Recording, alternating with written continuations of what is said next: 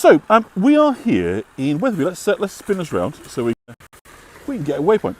And fantastic, nice starting point, nearby car park, which was great. And we are at the location of the old station. It's not difficult to imagine, given that they've left up the signage here for us, to really feel a sense that we are in a station, but of course the trains are long gone. So nobody's heard of Wetherby before, but it is quite a well-known town for a reason I will explain in just one moment. But of course, it's ironic given the devastation that the railway brought to the stagecoaches, which really had put Wetherby on the map, being as we are here on the A1 North, the Great North Road. See the sign up here for the A1 North, and let's give you a bit of so you can just see that sign. So A1 North, hopefully you can see that. It's somewhat ironic then that the station was closed down by good old Dr. Beeching. We've critiqued his actions many a time on these tours, so let's take one more opportunity to stick it to the man that decided that the last thing the folk of Wetherby needed in the year 1964 was a railway station. So there we go, North Eastern Railway, 1876 to 1964. So instead, like a lot of these places now, we've got kind of like a walkway, the cinder track as it's known in some places, Robin Hood's Bay, Scarborough, Whitby, that route. But a similar situation, they're utilising the former rail track area to create a walkway, which is very nice. But let's push on, and we're going to go and walk across Wetherby Ings in the rain, quite appropriately, because Ings are wetlands, they're floodlands, so it's quite appropriate that the weather is such. But we're going to make the best of it, and hopefully you'll enjoy your time in Wetherby. It's the first time I've been here, brought you here on tour. I must admit I didn't know huge amounts about Wetherby, so I've sort of thought over time, well, I must go to Wetherby. I thought, I don't know, what would I talk about? I don't really know much about Wetherby, so I've had to kind of gen up, but a kind of story fell into my lap just recently about Robin Hood, which I'm going to tell you. So hopefully that will be an engaging and an interesting story, as well as showing you the sights of Wetherby. So we are in what is known as the Golden Triangle. And the Golden Triangle is quite literally a triangular piece of land with York, Harrogate and Leeds at the 3 points of the triangle, and Wetherby is slap bang in the middle of it. And believe it or not, within the Golden Triangle there are more millionaires, probably billionaires these days, than anywhere else in the country. And the reason why, I've told you on many occasions, is an area of landed wealth created by the Norman conquest, but also very many wealthy Victorian industrialists moving out of Leeds and into the villages and the towns, the attractive parts. So consequently, Wetherby is slap bang in the middle of just to get everywhere, don't they, Robin Hood? But I think we may well be to locate you in a sense of place today. So just as a kind of map to see where we are. So here we are in the town of Wetherby, and as you can see, the River Wharfe winds its way all the way through. So we're going to follow the route of the wharf now for the next few minutes. And have we got anybody on from Pennsylvania? Because this park here, just see here, this plaque honours the name of John Bradley, who was born in Little Ribston, very near here, in 1840, and his daughter provided the playing field, which was then sort of fully brought into being by Mrs. Jenny Bradley Russing of Pittsburgh, Pennsylvania, between 1946 and 1954, working with the parish council. So somebody obviously did a bit of family history and decided to create a public park in the place where ancestor had lived, which is absolutely delightful. So there we go. Well done, the good folk of Pennsylvania, Pittsburgh, for thinking of us in that way. And a lovely park it is too. A water park really. So yeah, Ings, what is a really ancient word, Ings, so even pre-Anglo-Saxon, and we just know it kind of means wetlands, but of course I don't actually know the full sort of derivation of the words. But there's a lovely arch coming up, which I think is just delightful, and it is there to commemorate the reign of King George V. Now there's quite a few bits and pieces around that commemorate George V 1910 to 1935, because of course that was the Silver Jubilee, 25 years of his reign. It was a major celebration in 1935, but he died the following year.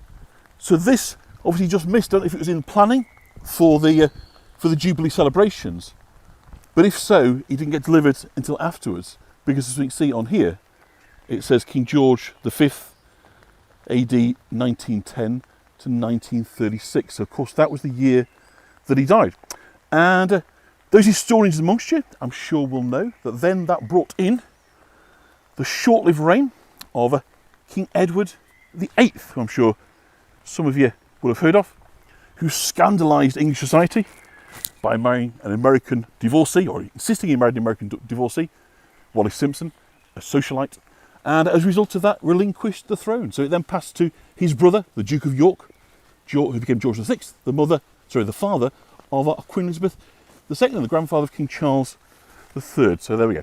So anyway, a favourite story of mine as a kid was that of Robin Hood.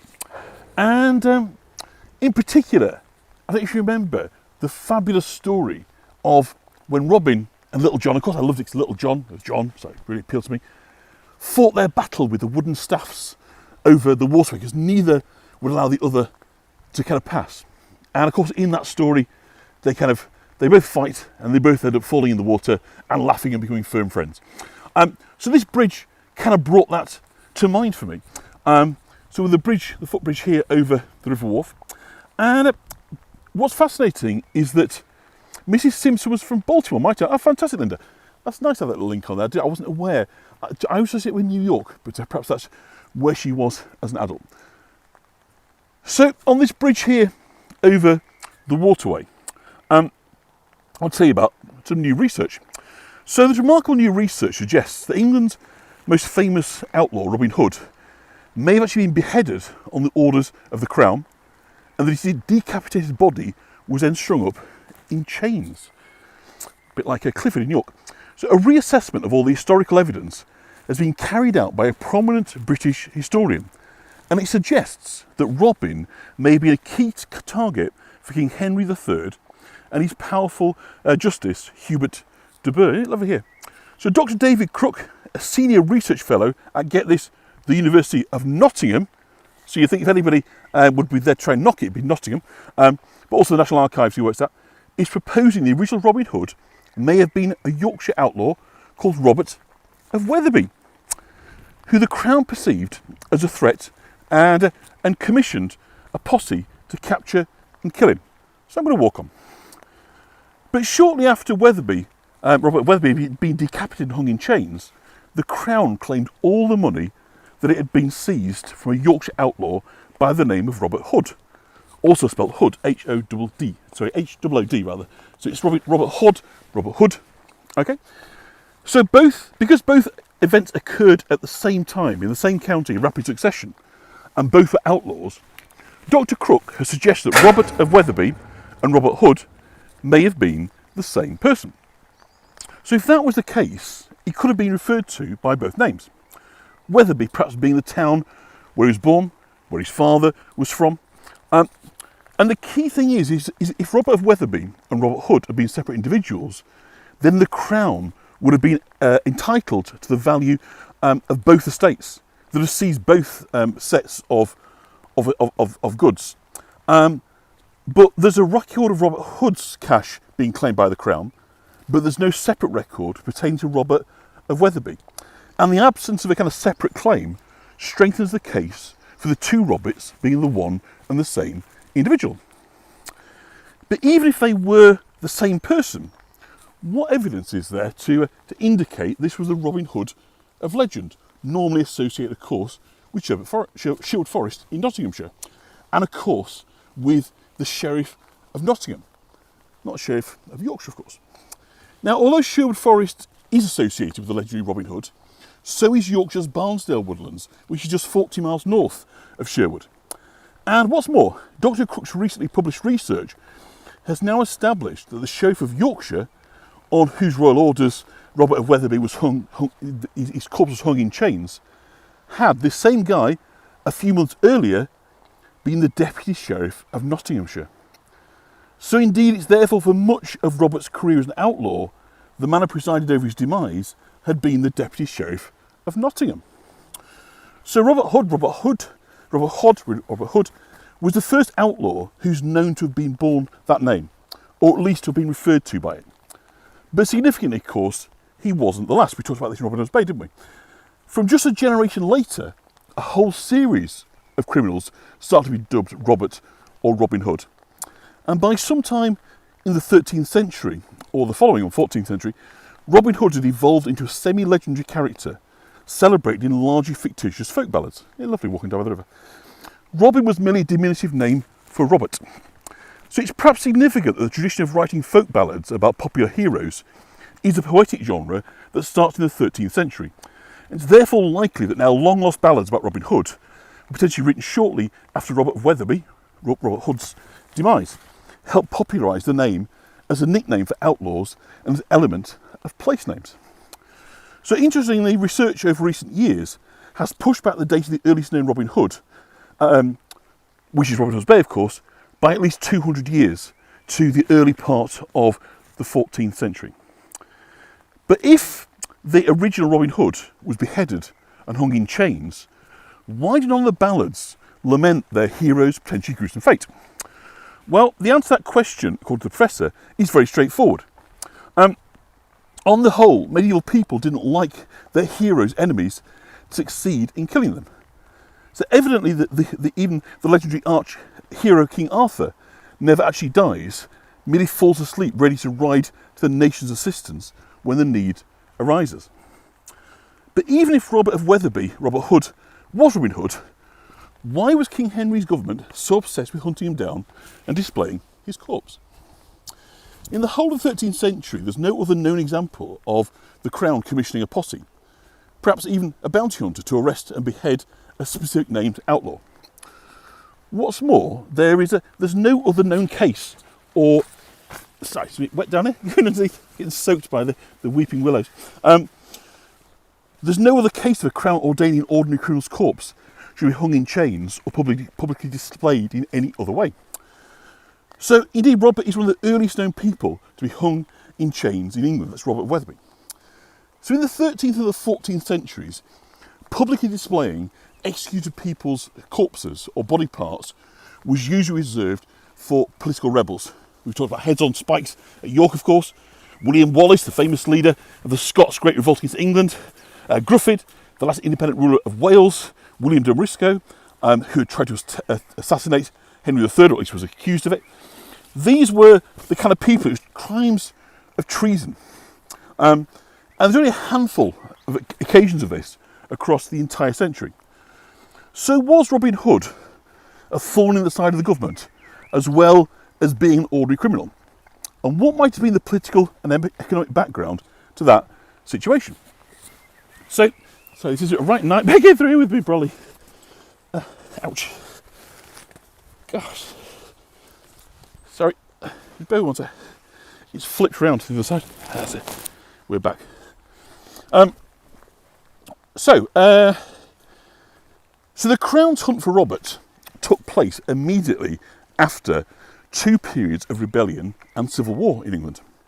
Between 1215 and 1217, which is immediately after Magna Carta is signed, much of England, including London, had been occupied by rebel barons and their French allies. Indeed, the French king's son himself had been declared King of England at St Paul's Cathedral and made London his headquarters. Then, in 1223, a second period of tension broke out between rebel barons and the Crown. The king was even forced out of London, and the rebels tried to seize control of the Tower of London. But at that very time that the Crown ordered the hunt for Robert, England's government had begun to rapidly re-establish its authority. In the summer of 1224, the Crown used extreme force to defeat the last rebel baron and executed virtually the whole of his military force. And then, in early 1225, the Crown decided to try and recover vast tracts of lost territory in France.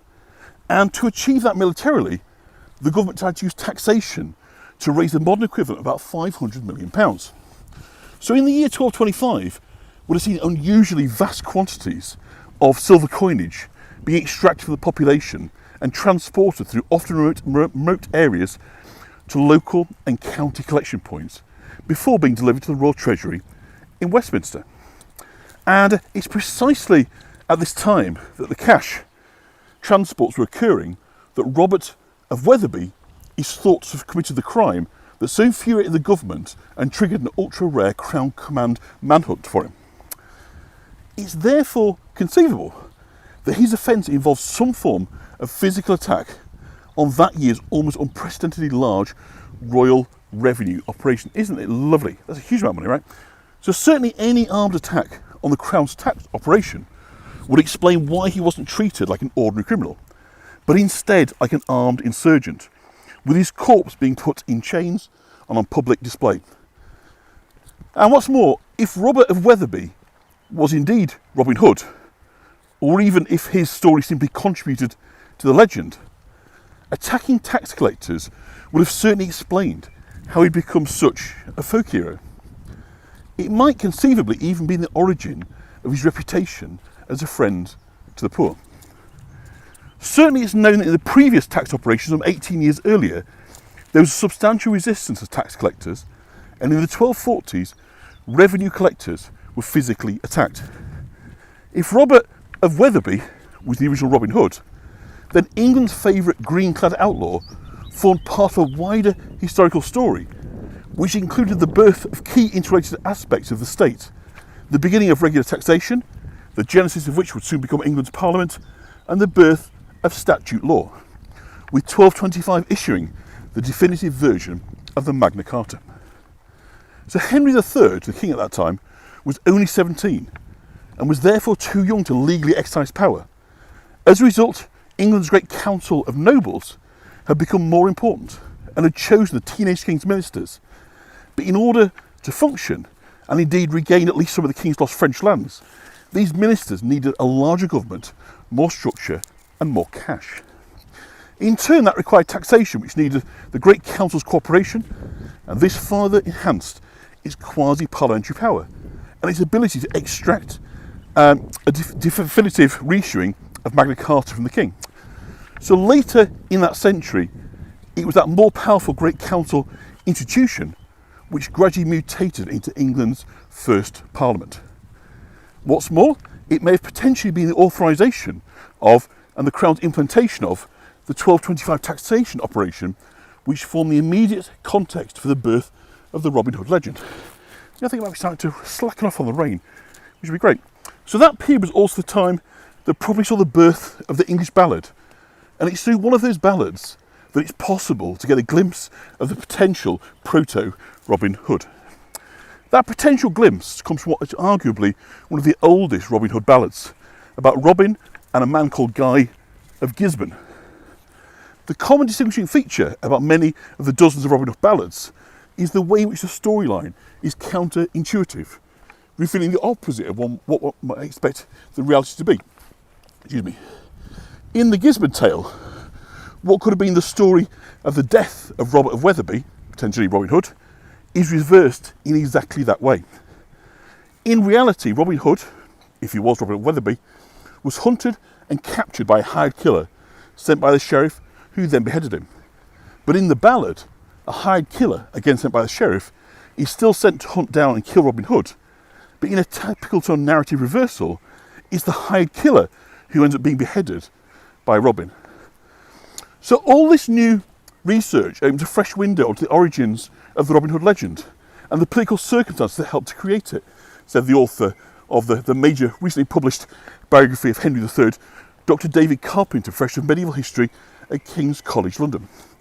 And research into the world's favourite medieval outlaw may well now accelerate, but Robin's definitive story won't ultimately emerge unless, or until new, till now undiscovered medieval documents emerge. But for now, Wetherby can capitalise on this exciting discovery and, of course, challenge Nottingham's claim. So there we go. I daren't tell Ian Brazy about this. He'll be mortally offended that Wetherby is seeking to claim Nottingham's crown. But I think I agree. It's jolly interesting, isn't it? And there's certainly no smoke without fire. And it makes for me a very compelling and interesting presentation. So we're about to walk into the town. We're going to cross over Wetherby Bridge in a moment, but just down here there is an interesting path. We're going to look at the river from the other side, the weir, but we're going to see a fish ladder first. Does anybody know what a fish ladder is? We've come across fish ladders before. So fish ladders exist all over the world.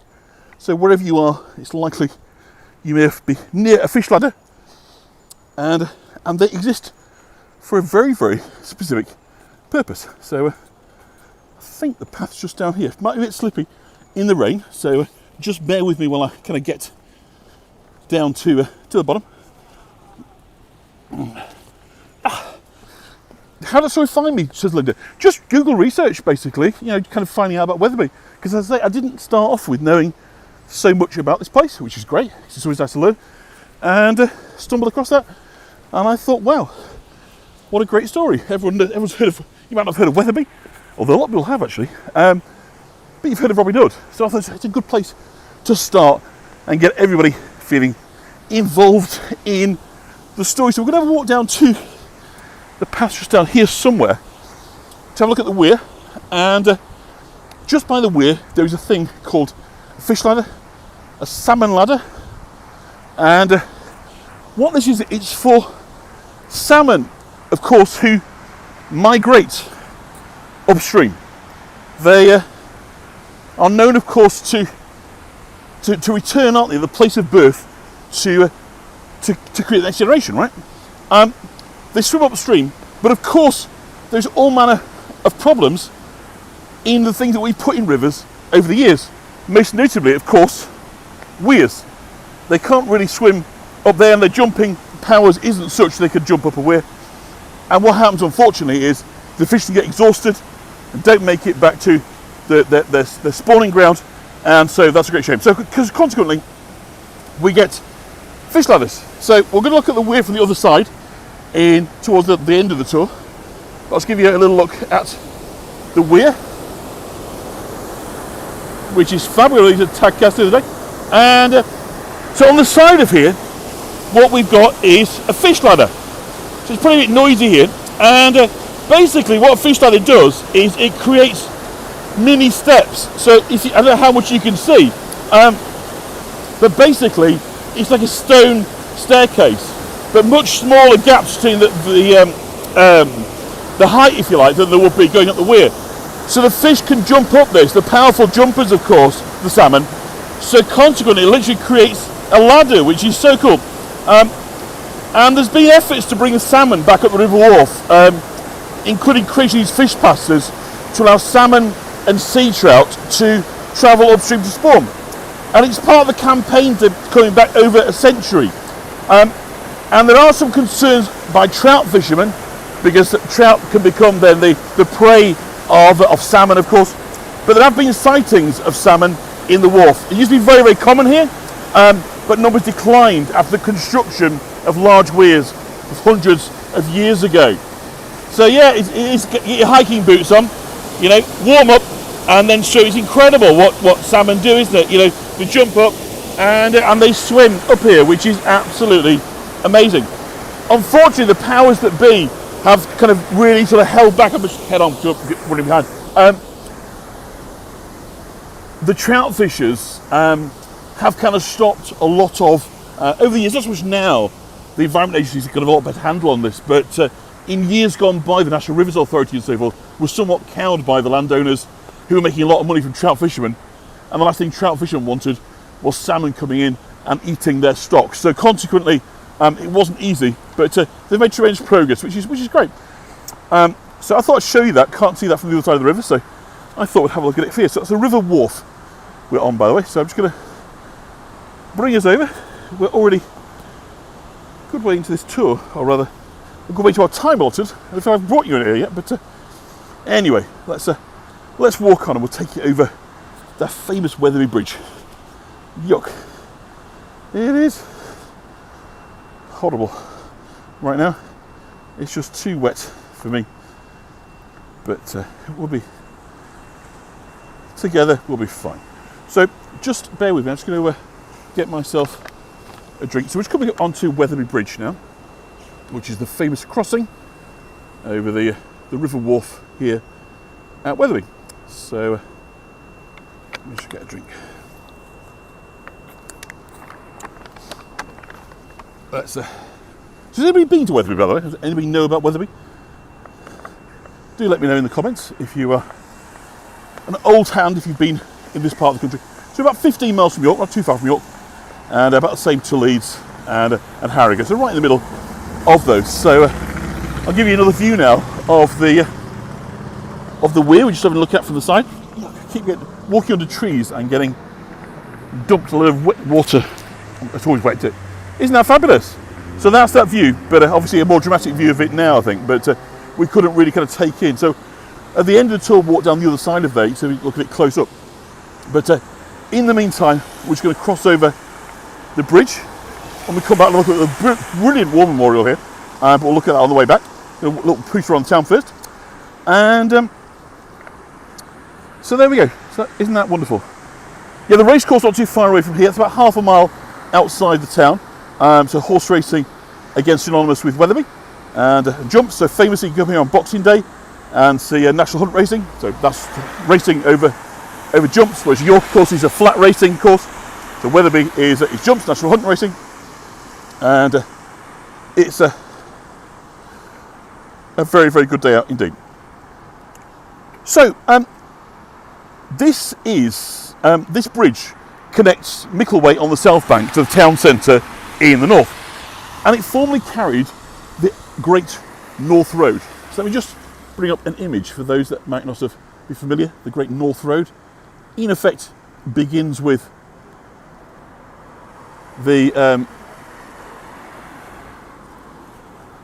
Romans, their route up the country, and York actually, if you can get in closer, you see it's actually slightly to the right. It's about 15 miles off the North Road, whereas it runs right the way through Wetherby, but it runs right over this bridge. So the modern A1 kind of mainly parallels the route of the Great North Road. So coaching inns, many of which survive. We're going to have a look at some coaching inns as we kind of go around the town. We'll take that off. Provided staging accommodation along the route, stabling for horses, and replacement mounts. So nowadays, virtually no surviving coaching inns can be seen while driving on the A1, because the A1 has been pushed via bypasses out of the towns. But towns like this one, like Wetherby, contain very many of the coaching inns. And I keep walking under foliage and getting soaked. And that's definitely the case here in Wetherby. All the pubs we're about to walk past are all former coaching inns. But in keeping with its kind of past importance, so there's a sign to the A1, to the north-south, and it's very well signposted. In fact, if you drive along the A1, you get more signs for Wetherby than you have York. So actually, it is far better signed from the A1 than York is. We've got this lovely distinctive stone we saw in Tadcaster, and York, again, Boston Spa, such a lovely welcoming site. I'm going to talk about the War Memorial a little bit later on, which is absolutely glorious, just over there. So it has a unique distinction, does Wetherby, in the Great North Road, of being precisely 198 miles north of London, 198 miles south of Edinburgh. So as such, it must be a very welcome sight to weary travellers en route to Edinburgh, knowing their journey was now half complete. So the traditional start point for the Great North Road was the Smithfield Market on the edge of the City of London. But in 1829, the General Post Office opened in Aldersgate, London, and since the coaches carried mail, it made sense to relocate the start to Aldersgate. So this became the embarkation point of what was bound to be a memorable, if rather uncomfortable, journey. So it originated in England in the 13th century. The stagecoach, as we know it, first appears on England's roads in the early 16th century. And the stagecoach is so called because it travels in segments or stages of 10 to 15 miles. So consequently, if you just think about that, so 10 to 15 miles, it means that a stage might be York to Tadcaster or York to Wetherby. So consequently, you sort of see how these towns kind of grew up around the coaching network. The Crown Inn here, very famous coaching inn of its day. So consequently, these will be journeys in between, and these are places where you get off, have a drink, relax, horses will be changed, travellers have a meal or a drink. So consequently, there's a lot of money to be made in good hospitality. So the first kind of coaches were sort of fairly crude, a little better than covered wagons really, generally drawn by 4 horses. Without suspension, these coaches could only actually travel about 5 miles an hour on the rutted tracks of the time. So during cold or wet weather, travel was often actually impossible. And a writer in 1617 describes these as covered wagons in which passengers are carried to and fro. But this kind of journeying is very tedious, so that only women and people of inferior condition travel in this sort. So the first stagecoach route started in 1610 and ran from Edinburgh to Leith, but early coach travel was very, very slow. In 1673, it took 8 days to travel by coach from London to Exeter. However, the formation of the stage company in 1706 established a regular coach route between York and London, and soon there were regular coach services on many other routes. So Wetherby really was able to kind of capitalise on its location. And by the middle of the 17th century, a basic stagecoach infrastructure had been put in place. A string of coaching inns operated as stopping points for travellers on routes in London and Edinburgh. Wetherby banging in the centre. Stagecoaches would depart 2 or 3 times a week in some places, 3 or 4 times a day, 4 times an hour, depending on where you were. But there was a network. And funny enough, because people were hanging around and waiting, they were very popular places to put on entertainment. Shakespeare performed his early plays at coaching inns, such as the George Inn at Southwark, because, as you can imagine, you've got people hanging around waiting. So consequently, it's good to entertain them. So, like York and Malton, it has its very own shambles. And shambles, as I'm sure we know, I think we've got a block of water on the lens there. I'm just trying to clear that off. Is of course a street of butchers. We know that, the flesh shambles, right? And so we've also, so it wasn't just York that had shambles. And of course, because it's the same language derivation, flesh shambles, that we know from Anglo-Saxon, meaning flesh shelves, meat shelves, it's not surprising that they carried across to other places. Yeah, I think it's improved it now, but obviously the rain is proving a challenge, but we'll do our best. But isn't it delightful? Very, very different, of course, to York's shambles, but this glorious limestone arch, I'm reluctant to kind of go underneath it, even though it will keep me drier, because I think it may just kill the signal, but it provides a beautiful promenade. Yeah, I think we'd all agree that York's shambles is perhaps the more superior, but nonetheless, it's a jolly nice place to kind of parade. So it's very lifestyle these days, Wetherby, full of sort of cafes, coffee shops, and kind of very, very sort of lifestyle-y issues. But as I say, it was all about originally the stagecoach. So the first London to York route was advertised in 1698. So it gives you a sense of how long it's been going. And the poster for it, which we've got in York, says, "Whoever is desirous of going between York and London, or London and York, let them repair to the Black Swan in Holborn or the Black Swan in Coney Street, York, where they'll be conveyed by stagecoach, if God permits, which starts every Thursday at 5 in the morning," very early start. So coaching inns sprung up along these routes to service the coaches and their passengers. And many of these inns still trading today. And I'm just keep sort of pointing at them because there's lots here in this town. So this, by the way, is the town hall. Isn't it glorious? So the home chamblets, very nice. So it says here, look, it was built in 1811 by the Duke of Devonshire, he of Chatsworth fame, for the butcher's shops, and each was let for 3 guineas a year. In 1888, well, Jack the Ripper year, isn't it? It was converted into an open market which sold poultry and dairy produce. At the beginning of the Great War, these shambles were used for miniature rifle practice. So there you go, which interesting. So used as a shooting alley to train soldiers ahead of a good tour. So yeah, so we've got the, come over and have a look, see what it says on the blue plaque. It's a beautiful, really elegant, well-proportioned town council. So you really get a sense, obviously, of the wealth this has created. This accident of geography, as you might say, happening to be midway between York and London, worked out very, very well.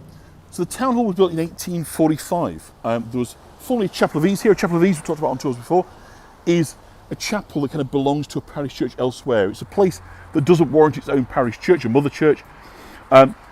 So this was part of, which was a church school till 1895 and a magistrates court till 1962. But isn't it delightful? It's a lovely sort of town centre marketplace here. Screen lens still blurry. Okay, I'll just have a look. I haven't got a cloth, so I'm just trying to not cottage enough for me to buy this. No, I'm just seeing if I've got some tissue or something I can just use to wipe the screen. But obviously my hands are full and I can't reach the thing, so I think we'll just manage. In a shambles, in a mess. Yes, not a mess. Yeah, interesting, isn't it? Yeah, it doesn't seem to carry across that meaning, does it? But there we go. Hang on. I think I've got some tissue there. Yeah, get here. Right, let's just try and... Hopefully that has helped. Frozen. Right. We're in the marketplace here. And so hopefully that hasn't frozen for anybody else. Not that I'm wishing it on Elizabeth, but... of course, the other thing about the highways, the coaches, was they're frequented by the highwaymen. Men such as Dick Turpin and Claude Duval. And today, of course, we've got this rather romanticised notion of highwaymen with their cries of stand and deliver. But in reality, these kind of masked men terrorised the roads of England. And the punishment for highway robbery was hanging, and many highwaymen, of course, met their end at the gallows. Most famously, of course, one Richard Turpin, or was hanged as John Palmer in York in 1739. But they were a huge thorn in the side, of course, because, if you think about it, with so few roads, until the Turnpike Act, which basically created the investment to create new roads, there was very, very few roads, and certainly very few roads that were passable by stagecoach. So consequently, it was very, very easy for the highwaymen to know where these coaches were going to be, because people travelled with their valuables. It was also a really good chance that they were going to get a good haul. So they would know full well that a coach setting off from so-and-so time in London would be reaching York, Wetherby, Bath, wherever, at a certain time, so he could inset them en route. So of course, the coaches took the precautions they could. You'd usually next to the driver, you'd have a man who was armed. That's where the expression riding shotgun comes in. Everybody heard that expression, riding shotgun? Was all to do with the protective measures taken by the stagecoach companies to try and protect their passengers from highway robbery. And just going to wait for these guys to come over. In 1754, though, we had the emergence of what are called the flying coaches, which it was claimed that kind of barring accidents would reduce travel times by about a half. And they started to use spring suspension, which must have been an absolute amazing breakthrough for the passengers. So can you only imagine, can't you, how uncomfortable it would have been going in a coach with basically no springs, no suspension. You've got wooden wheels. So every bump, every hollow, every rut, you'd feel it. So this new kind of steel suspension would have been an absolute godsend. People must have just been, thank God, it's fine. This looks nice. I don't really know exactly where I'm going on this route, because I know the kind of main set of it, but I'm just going to take it down here because it looks like it might be rather nice. Yeah, it's all independent shops, a bit like Malton. We went to Malton, so lots and lots of little independent stores in here, which is nice. And so they kind of were sort of speeding up travel and transport. So this is Church Street, look. So St James's Church. We'll talk about St James in a little bit. Imagine being pregnant. Yeah, I don't think you would travel. I think they would. Wouldn't you say you talk? What do they call that? Not taking to your bed for rest. Before pregnancy. I just don't think you would. I think you'd be nuts to go on one of these kind of coaches. What really kind of revolutionised, though, as I say, was the introduction of the suspension, but also the investment putting into roads to drive the mail. So the Turnpike Act's basically put in private investment, which meant that people could earn money from their investment, because basically you pay a toll to use these roads.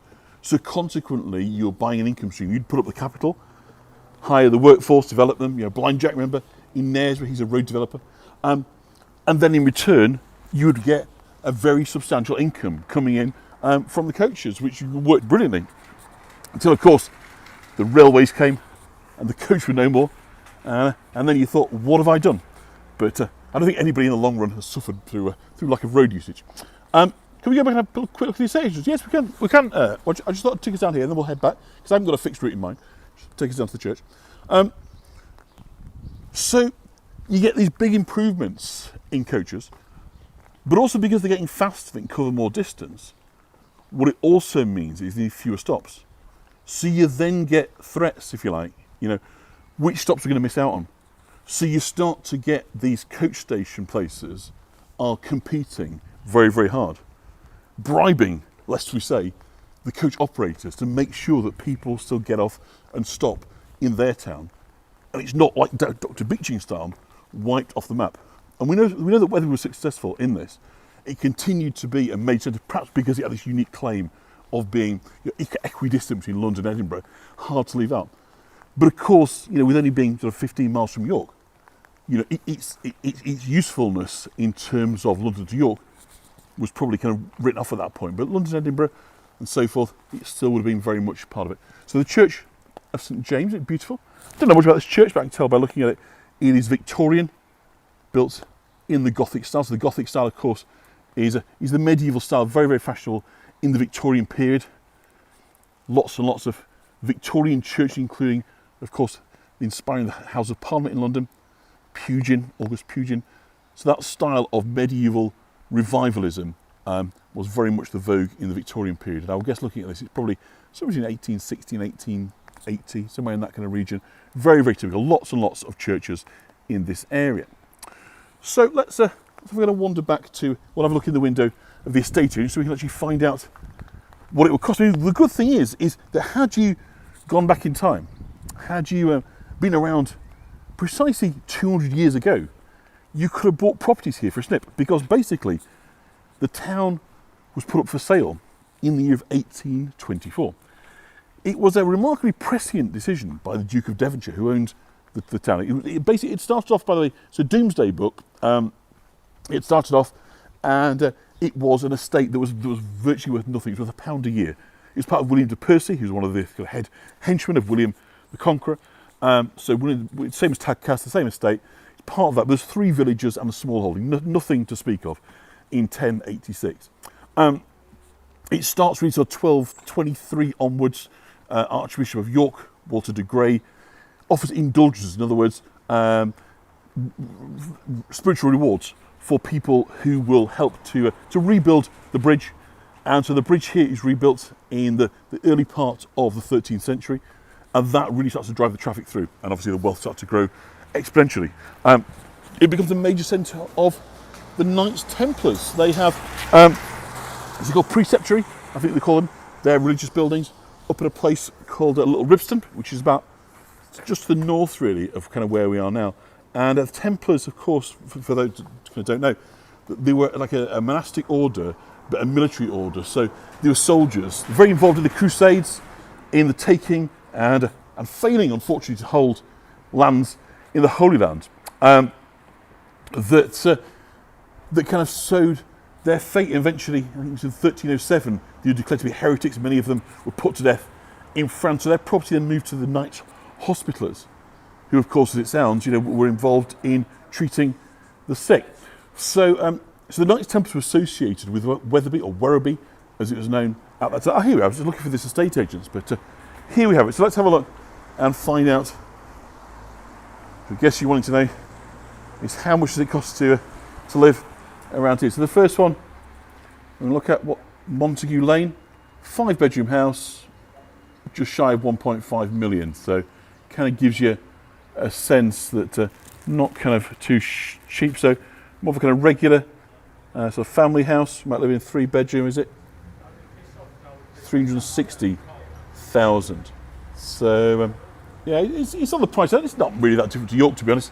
It's about what you'd expect to pay in York. So a nice sort of substantial, was that 4 or 5-bedroom, yeah, detached house, 875. Perhaps a bit more expensive than York, but it is what it is. You pay more to live in nice places. So there we are. So I've got one more. So this is a rather nice one. Calthorpe, so a village nearby, 4-bedroom detached village property, 750,000. So yeah, It's not cheap, deep pockets, but nice properties.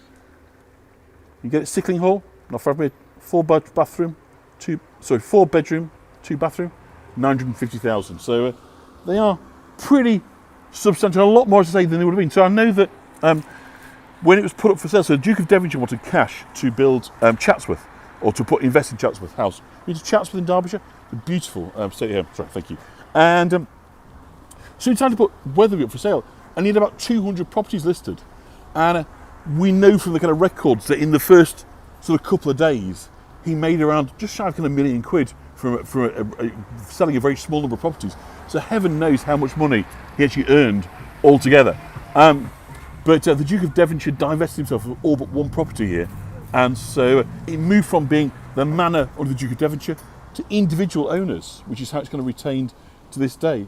But I think you can tell, obviously, that the money that had been put in by the Duke of Devonshire beforehand to create an elegant marketplace is kind of rewarding. It really is delightful to kind of look at. And the Knights Templars got chartered in about 1240 to start hosting a Thursday market here, which is still held to this day. So that's kind of continued onwards, which is absolutely. Thank you. Yeah, liking the video does help. So let's have a wander back down because time's pushing against us. I'm getting very wet. Hello, Joyce. I've said hello to you before. So it starts, as I say, as a location that is related to the Knights Templars.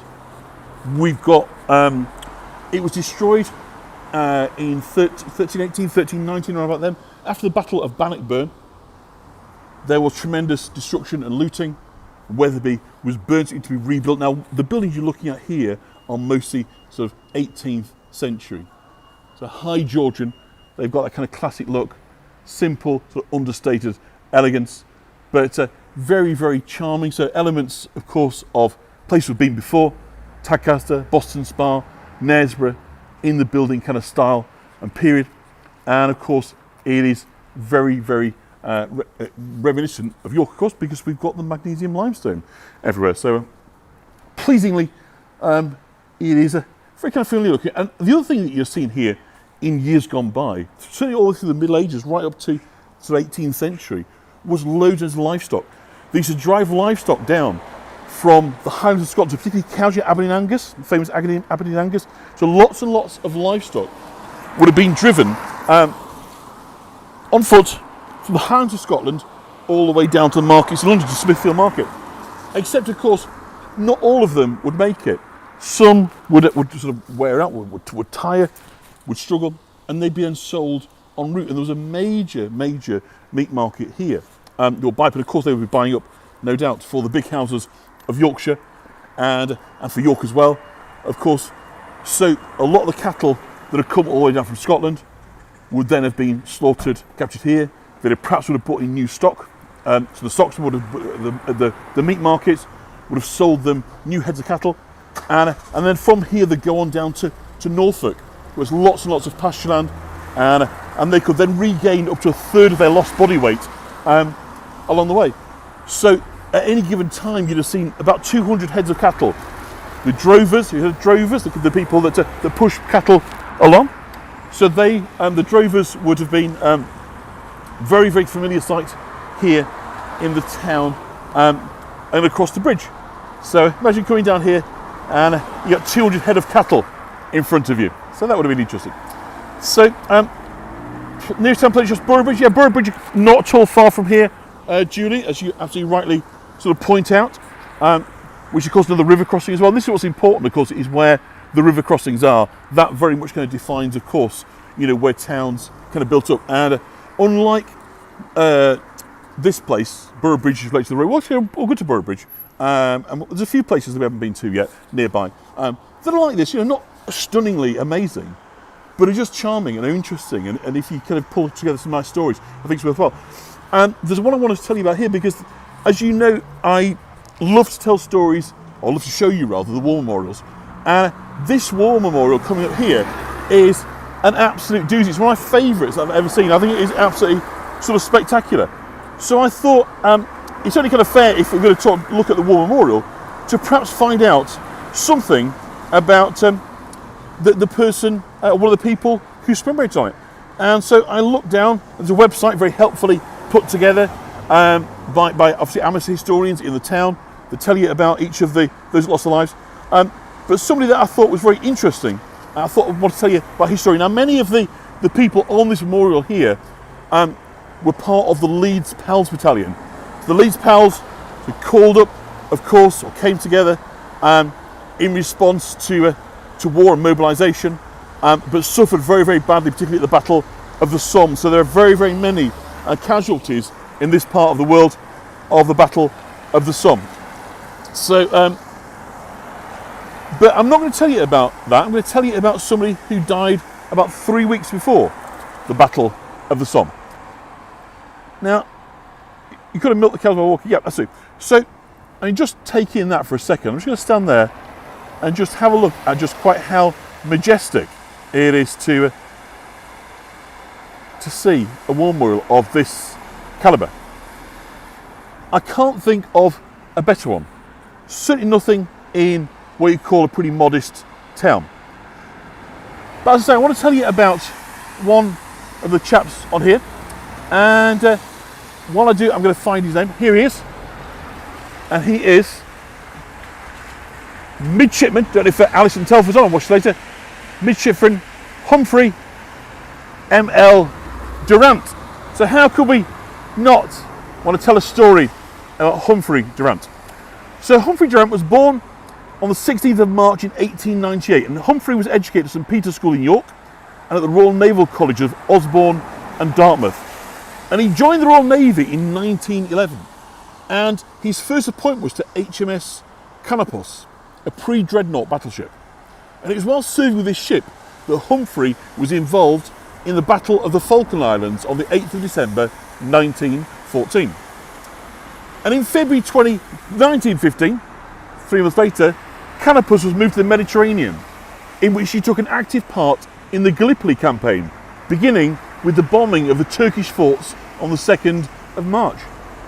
And this proved crucial, as it helped delay the Turkish forces moving further south until the main landing grounds at Hels and Anzac had been reached.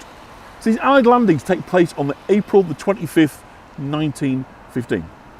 And it's during the Dardanelles campaign that Humphrey had a chance encounter with his brother Oliver, a second lieutenant serving with the 6th East Lancashire Regiment, the 13th Division. So purely by chance, they bump into each other. Now, Oliver survived the war and eventually finished his career serving as a captain in the Indian Army. And his abiding memory recounted to his family for the rest of his life was this last meeting with Humphrey in 1915. So I've got a picture here of the two brothers, Humphrey and Oliver. So the Canopus ship returned to the UK and docked at Plymouth on the 22nd of April 1916.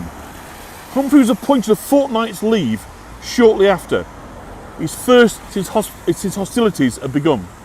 And on May the 17th, after returning from leave, Humphrey was posted to join the complement of the battle cruiser HMS Queen Mary. He had less than 3 weeks to live. So he sailed off into the Battle of Jutland, and that would see the destruction of the Queen Mary. On the 31st of May 1916, the Queen Mary was engaged by German battle cruisers Der Flinger and Seydlitz, and at 16:26 hours, a concentrated salvo from both German battleships hit the Queen Mary, causing a cataclysmic explosion. I've actually got a picture taken by one of the neighbouring ships here of the hit on the Queen Mary. The Queen Mary being one of the flagships. So this was a tremendous loss. On climbing out the hatch in one of these gun turrets, Midshipman J.H. Lloyd Owen gave the following description of the devastation. He said, "An appalling scene greeted my eyes. I could see neither funnels nor masts. A huge column of black and yellow smoke shot up with a flame hung over like a funeral pall over the forepart of the ship, casting a lurid glow over the scene. The masts and funnels had fallen inwards, but fortunately the ship had remained on an even keel. It was then the ship began to heel slowly over to the port, and then suddenly rolling right over on a port side, has stood high in the air. And sinking fast, Lloyd Owen jumped into the sea to become one of only 18 survivors of the Queen Mary. He was rescued by Laurel after a period of time surviving by catching a piece of wreckage.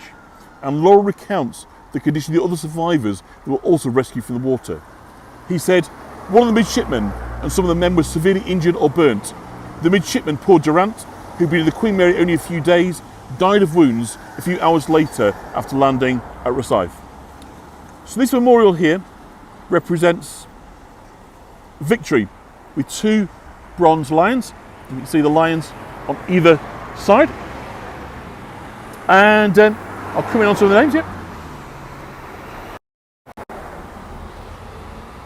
And it's Portland stone it's built on. It's 22 feet in height, and the structure weighs, believe it or not, in excess of 33 tons.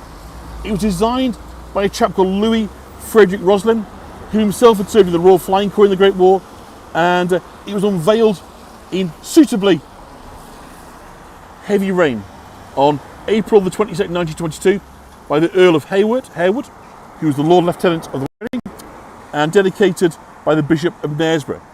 And on drawing aside the Union Jack between the crossover, so you can walk down by the side of the water just to finish off our tour. And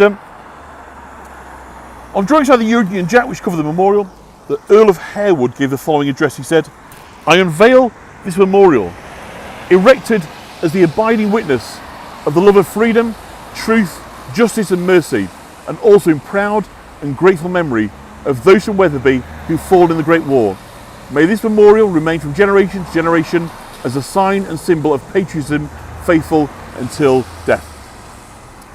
So very beautiful, very sad, of course. You let me cross over, thank you very much. But I think that is a very, very special one memorial. So let's go and finish off our walk today. So that I need to wanted to dash off to go and see Leonie. So I'll try and finish on time, which is about 2 minutes from now, I think. And we'll just go down and have a look. So we're on the River Wharfe, major Yorkshire River, 97 miles in length, starts in the Yorkshire Dales and goes right down to Cawood, which is where it then meets up with the Ouse, it becomes part of the Ouse. So all the rivers basically in this part of the world eventually become part of the Ouse, and it's navigable all the way up to kind of Tadcaster. But this will just give us a nicer perspective of the weir and the bridge, give you some finishing shots. The snappers have tried to clean off the lens. So this is the famous Wetherby Bridge, like I say, the route of the Great North Road. So whether you want to imagine the stagecoaches going across there, or the drovers with their heads of cattle, they would have been very much on the scene.